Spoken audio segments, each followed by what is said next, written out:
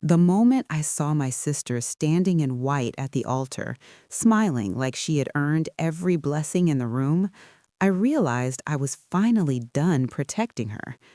The church smelled like lilies and old wood polish, the kind of place where secrets always seem to echo louder than prayers. I sat in the third pew from the front, hands folded in my lap, my palms damp despite the cool air. People around me dabbed their eyes, whispering about how beautiful she looked, how proud our parents would have been. If only they knew what that smile had cost me. My sister, Elaine, caught my eye just once before the ceremony began. Her smile flickered, just a hairline crack, before she looked away. She knew I was there. She hadn't expected me to come. In fact, she'd done everything she could to make sure I wouldn't. But I came anyway. Because some truths don't stay buried, they wait. And weddings, I learned, have a way of digging things up. Before everything broke apart, my life was quiet in a way I used to take for granted. I worked as a records clerk at the county office, the kind of job where the days pass measured by filing drawers and the hum of fluorescent lights.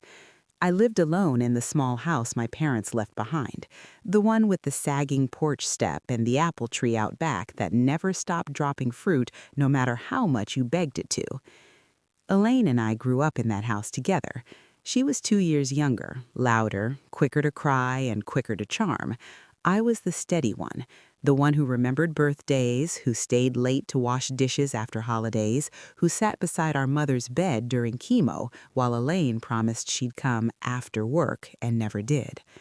Still, she was my sister, and when our parents died within 3 years of each other, first dad from a stroke, then mom from cancer, I told myself grief explained everything. The missed calls, the impatience, the way Elaine started treating our family history like an inconvenience she wanted to rush through. The will was simple, or it was supposed to be. Mom had insisted on seeing a lawyer while she was still lucid. I drove her there myself, helped her walk up the steps, waited in the lobby with a cup of burnt coffee while she met privately with Mr. Hanley. When she came out, she squeezed my hand and said, "Everything's fair now, no fighting. Half the house to me, half to Elaine, savings split evenly, a few sentimental items listed by name. Clean, clear, fair." After the funeral, Elaine hugged me hard, her perfume sharp and unfamiliar. She said into my shoulder, "We'll get through this, together." I believed her.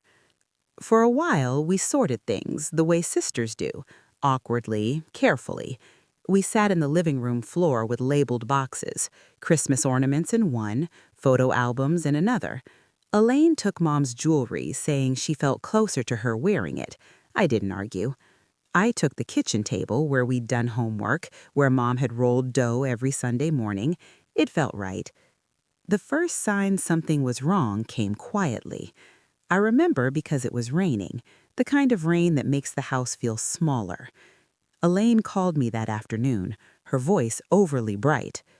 "I talked to the bank. They're still processing things. Takes time, you know."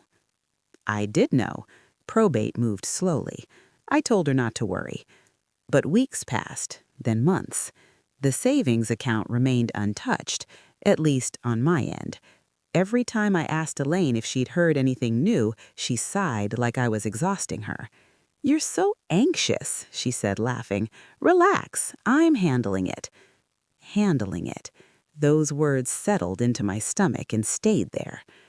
One evening, while sorting mail, I noticed a letter addressed to Elaine at my house. It was from the county assessor. I didn't open it. I left it on the counter, intending to forward it. But the next day, when I picked it up again, it was gone. Elaine had been by, she later admitted, just to grab a few things. "Did you take my mail?" I asked, trying to sound casual. She shrugged. "Probably. It was addressed to me." That night, I lay awake listening to the house settle, every creak suddenly suspicious. I told myself I was being paranoid. Elaine had always been careless, not cruel, disorganized, not dishonest. Still, I started keeping copies. Bank statements, letters, anything official. I slipped them into a folder and hid them beneath old towels in the linen closet, embarrassed by my own mistrust. The real crack came the day Mr. Hanley called me. His voice was cautious, professional. "I wanted to confirm you received your portion of the inheritance." I laughed, a short sound. "No," I said. "Should I have?" There was a pause, paper shuffling. "According to our records, everything was dispersed 6 months ago." I gripped the edge of the kitchen counter so hard my knuckles ached. "That's not possible," I said. "I didn't sign anything." Another pause, longer this time. "Your signature is on file." When I hung up, the house felt too quiet. I walked into the living room and stared at the wall where our parents' wedding photo used to hang. Elaine had taken that, too. I didn't confront her right away. Part of me still hoped there was some mistake, some clerical error that could be fixed with a phone call and an apology. Instead, I drove to the county office and requested copies of the documents.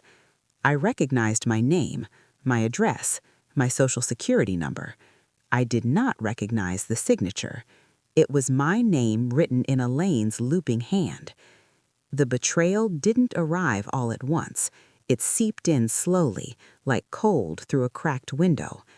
I thought about every time I'd covered for her, every time I trusted her to handle it, every time I'd chosen peace over questions.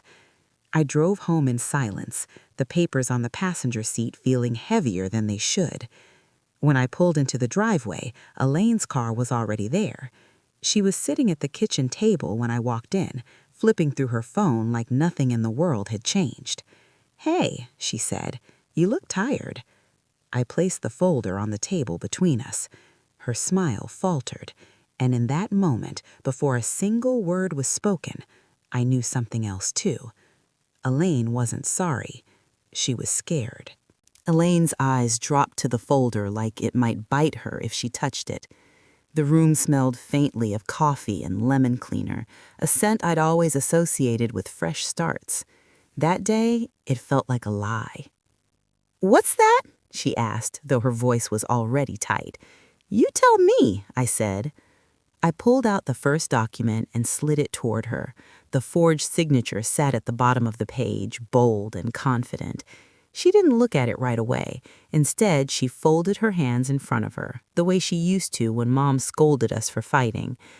"I didn't think you'd find out this way," she said finally. That sentence landed harder than any denial could have.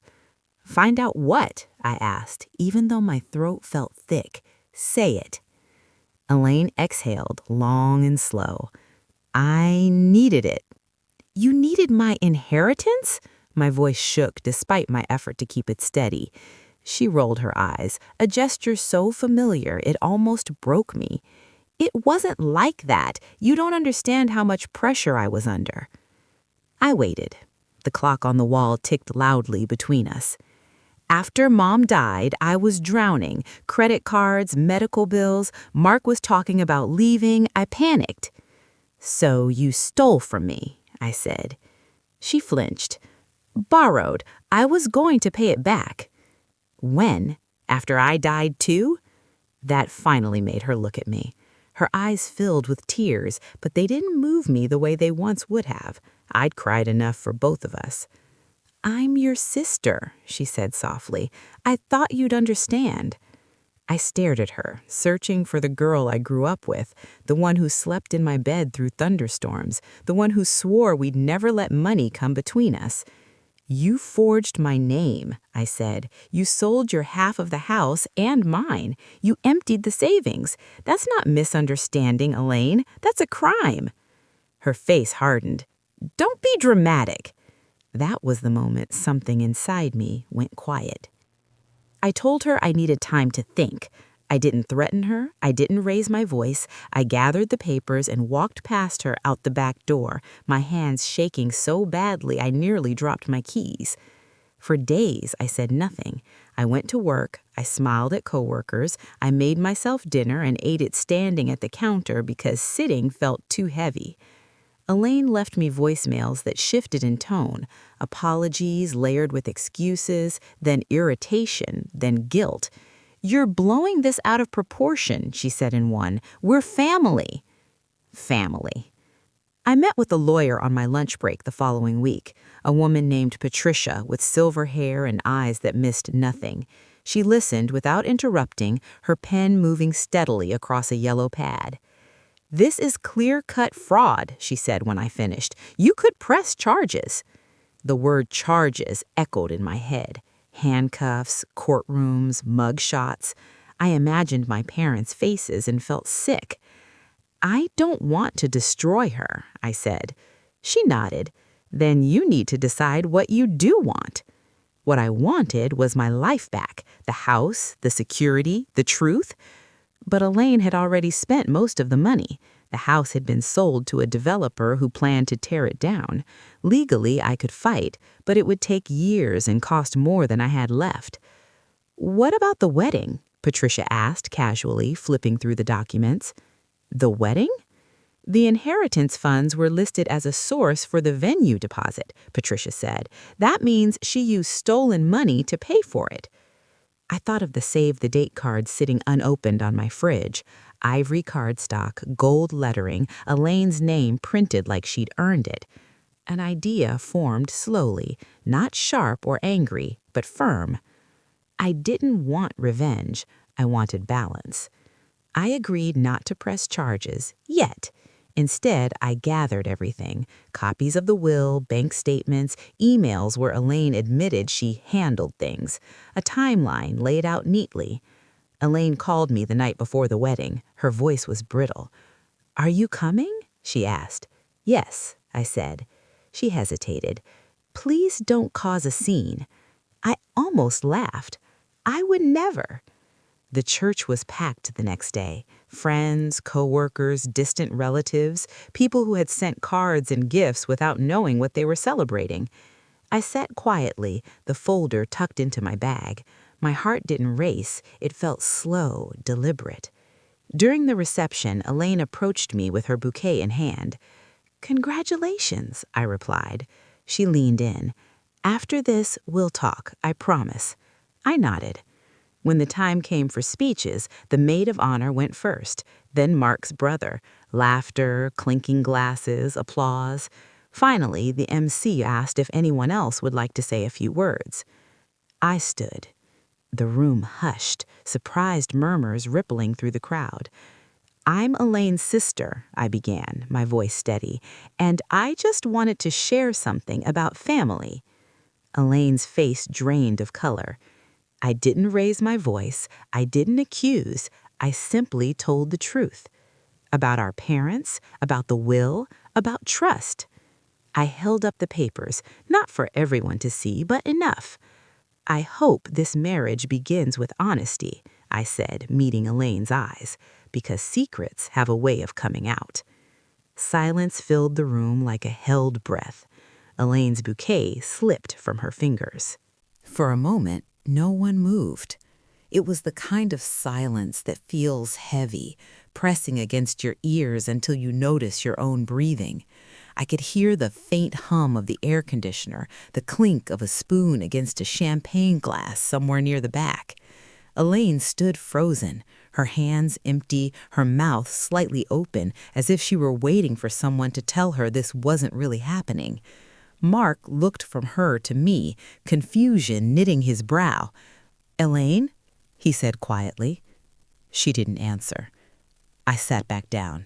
My legs trembled now that it was over, the adrenaline draining out of me like water from a cracked cup. I hadn't planned to say more than I did. I didn't need to. The truth had weight all on its own. Whispers spread through the room. I saw heads turn, saw people lean toward each other, hands cupped around mouths. Someone laughed nervously, as if this were part of the entertainment. It wasn't. Mark stepped closer to Elaine. "What is she talking about?" he asked, louder this time. Elaine shook her head quickly. "She's upset," she said. "She's grieving. You know how she gets." That old reflex to paint me as fragile, emotional, might have worked once. Not now.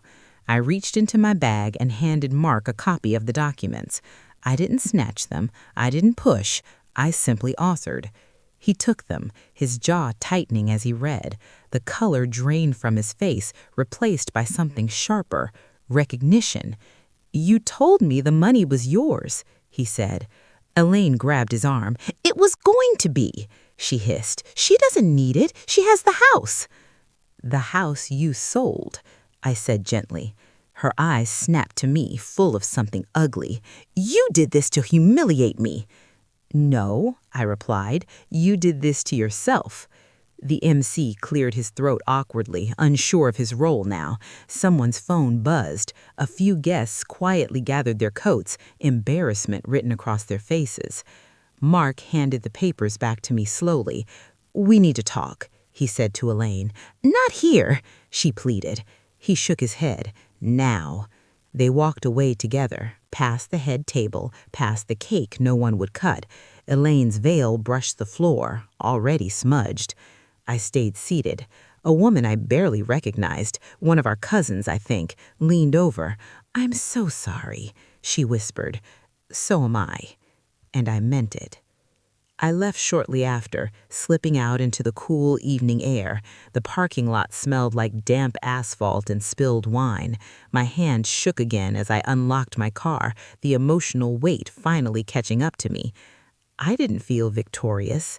I felt tired. Elaine didn't call that night, or the next day. Instead, Mark did. "I had no idea," he said when I answered. His voice sounded older somehow. "She told me you didn't want anything to do with the estate, that you signed it over." "I didn't," I said. "I know that now." He paused. "The weddings postponed." I closed my eyes. "I'm sorry." "I'm not anymore." After that, things unraveled quickly.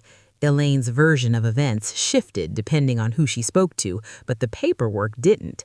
The bank launched an internal review. The developer backed out of the house purchase when the fraud surfaced. It didn't save the home, but it slowed the process enough for legal action. Elaine avoided me completely. When we did cross paths, once at the grocery store, she looked through me like I was a stranger. I filed a civil suit, not out of spite, but necessity. I needed stability, closure. The settlement came months later. I didn't recover everything, but I recovered enough to start again. Elaine was ordered to pay restitution. The wedding fund was gone, her reputation bruised. Some family members stopped calling me after that, said I should have handled it privately, said I embarrassed her. I listened. I nodded. I let them go. Others reached out quietly, telling me they suspected something wasn't right, telling me they admired my restraint. At night, I sat alone in the half-empty house, boxes stacked where furniture used to be. I missed the apple tree most of all. It was gone now, cut down to make room for progress. But grief, I learned, doesn't mean silence forever. I started small. Rented an apartment near work, bought a used couch that smelled faintly of lavender cleaner, hung my parents' wedding photo on the wall, the one Elaine never returned. Sometimes I wondered if I should have forgiven her sooner, if things might have turned out differently. But forgiveness, like trust, needs truth to survive. One afternoon, a letter arrived. Elaine's handwriting. I didn't open it right away. I let it sit on the table for days, the envelope curling at the edges. When I finally did, it was brief. She didn't apologize. She said she hoped I was happy. I folded the letter and placed it in a drawer. Some things don't need answers. I wasn't happy, but I was at peace. Peace, I learned, doesn't arrive all at once. It comes in quiet moments you almost miss if you're not paying attention. For me, it came on a Tuesday evening while I was unpacking my last box. The apartment was small, but it had big windows that let the late sunlight stretch across the floor like a promise. I found Mom's old recipe notebook tucked between two towels, its pages soft and stained from years of use. When I opened it, the smell of vanilla and cinnamon rose up like a memory I could almost step into. I sat on the floor and cried.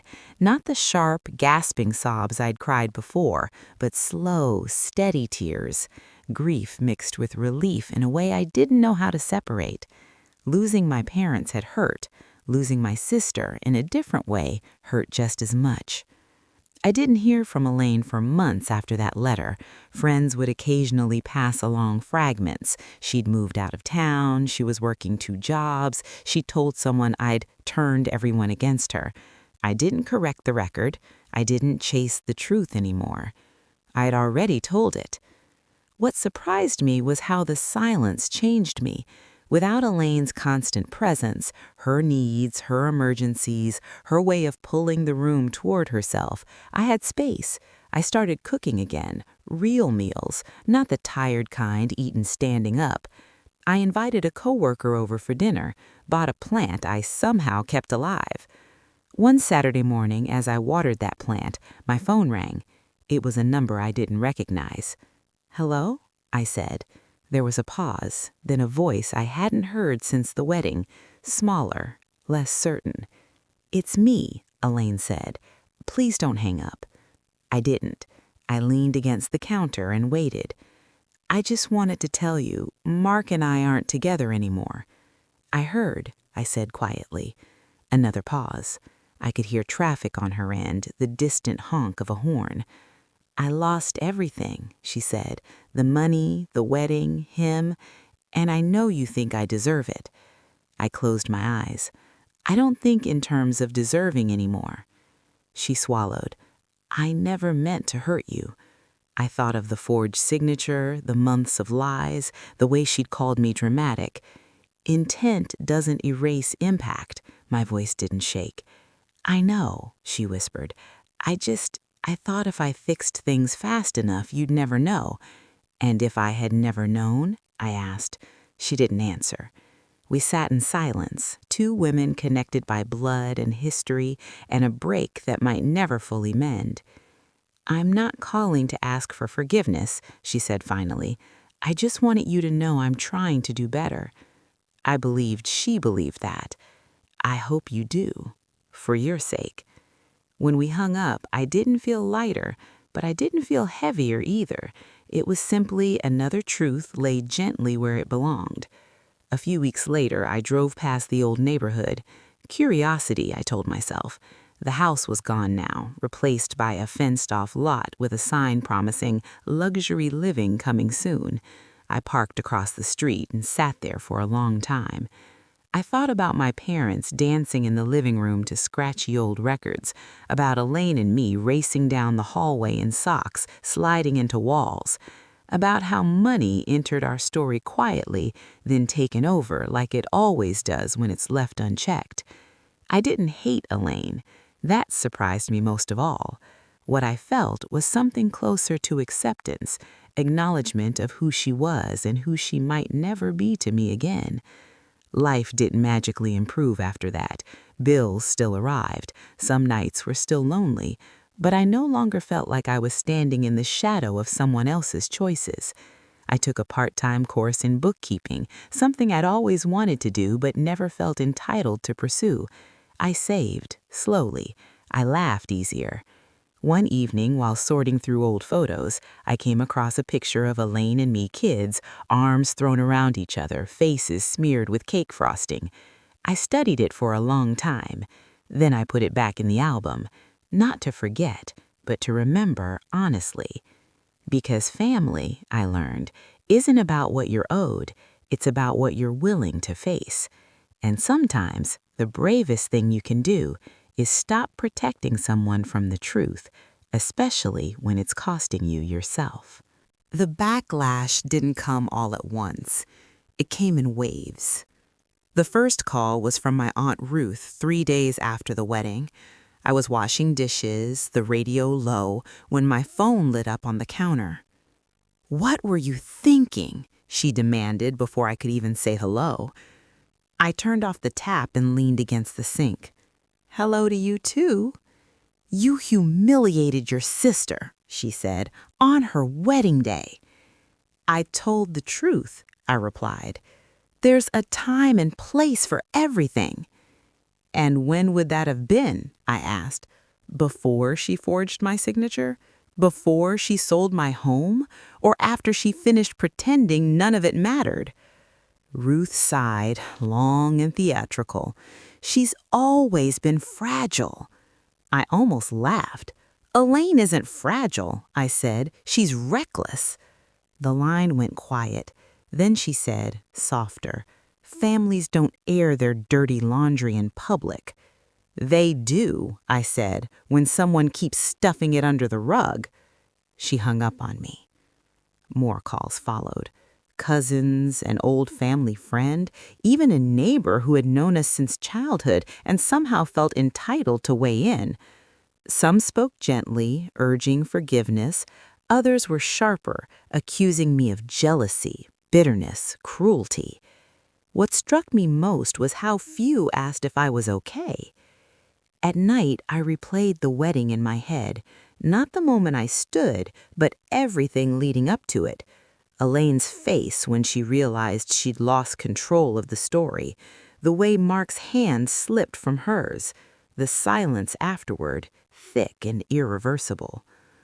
I didn't regret telling the truth, but I did mourn what it cost. 2 weeks later, Elaine showed up at my apartment unannounced. I knew it was her before I opened the door. She knocked the way she always had, 3 short taps, impatient. When I saw her through the peephole, my chest tightened. She looked smaller somehow. No makeup, hair pulled back in a careless knot. The confidence she wore like armor was gone. I just want to talk, she said when I opened the door. I stepped aside. She stood in the middle of my living room taking it in, the thrift store couch, the plan on the windowsill, the bare walls. So this is where you landed. Yes. She crossed her arms. You didn't have to do it that way. I met her eyes. You didn't have to steal from me. Her jaw tightened. You always reduce everything to that. Because that's what happened. She paced, hands fluttering like she didn't know where to put them. You don't understand what it's like to feel like you're failing at everything, to wake up every day terrified that one more bill will ruin you. I do understand. I just didn't let it turn me into someone else. That landed harder than I expected. She stopped pacing. You think you're better than me, she said. No, I replied. I think I chose differently. She laughed, sharp and bitter. You could have come to me. We could have worked something out. I did come to you, again and again, and you lied. She looked away, blinking rapidly. Do you know what hurts the most? I continued. Not the money, the way you decided I didn't deserve honesty. For a moment, she looked like she might cry. Then her shoulders straightened. You ruined my life, she said flatly. I took a breath. I didn't ruin your life. I stopped sacrificing mine to protect your image. She left without saying goodbye. After that, the legal process intensified. Depositions, statements, long afternoons in sterile offices that smelled like copier toner and stale coffee. Elaine didn't show remorse there, only irritation. Every question was an inconvenience, every fact a personal attack. When the judge ruled in my favor, ordering restitution and formal acknowledgement of the fraud, Elaine didn't look at me. I didn't look at her either. The real cost came later, in quieter ways. Holidays passed differently, empty chairs where familiar voices used to be, invitations that stopped arriving, conversations that ended abruptly when I entered a room. And yet, there was relief, too. No more bracing myself for Elaine's moods, no more managing the narrative so she wouldn't look bad, no more swallowing my own needs to keep the peace. One evening, months later, I ran into Mark at a coffee shop near my office. He hesitated when he saw me, then approached. He hoped this isn't awkward, he said.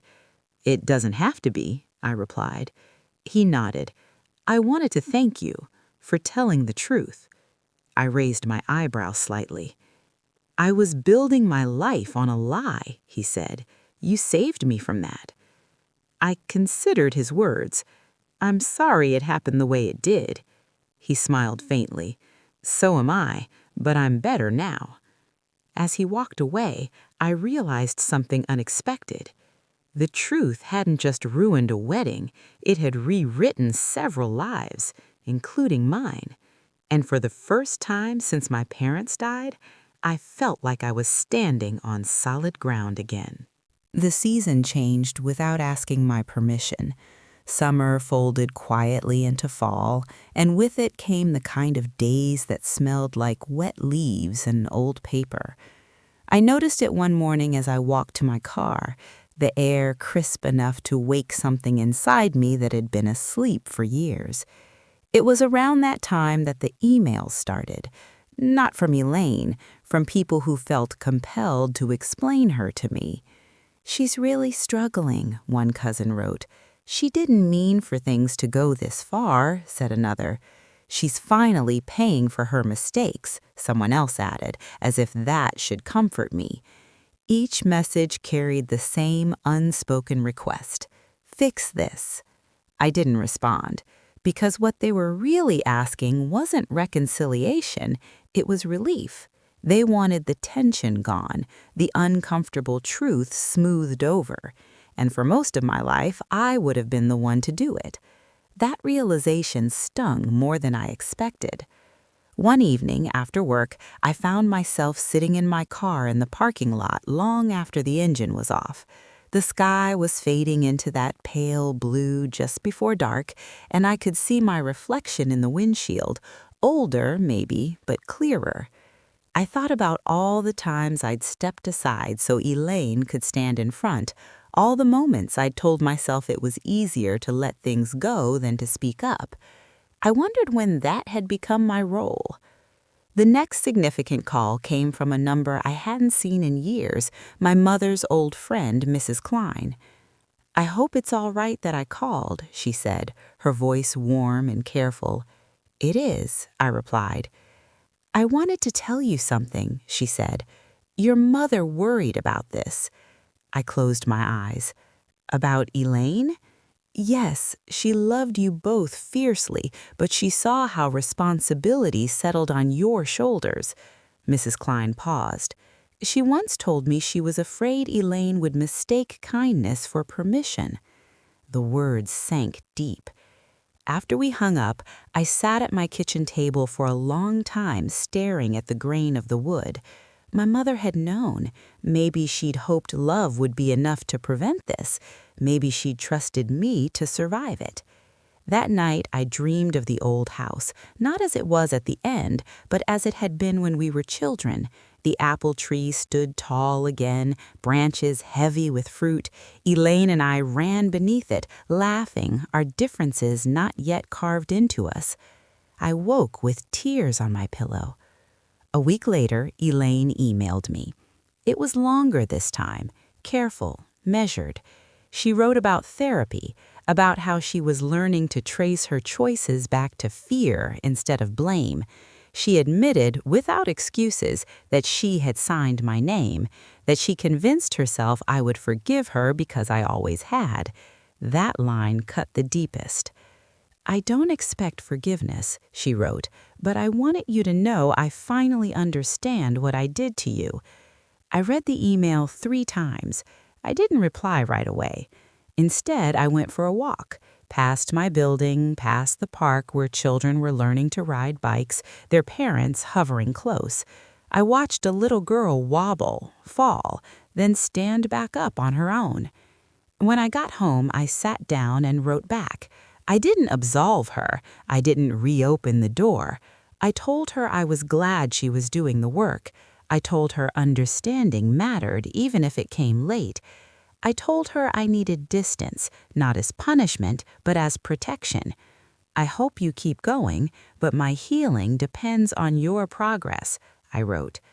After I sent it, my hands trembled, not from fear, but from the unfamiliar weight of choosing myself without apology. The holidays came and went quietly. I spent Thanksgiving with coworkers, Christmas morning alone with coffee and a book and the sound of snow brushing the windows. It wasn't lonely in the way I'd expected.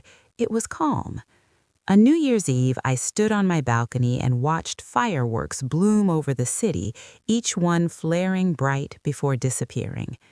I thought about the past year, about loss layered on loss, about truth spoken aloud after being swallowed for so long.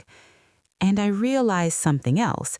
Elaine hadn't just taken my inheritance, she had taken years of my silence for granted, and I had finally reclaimed it.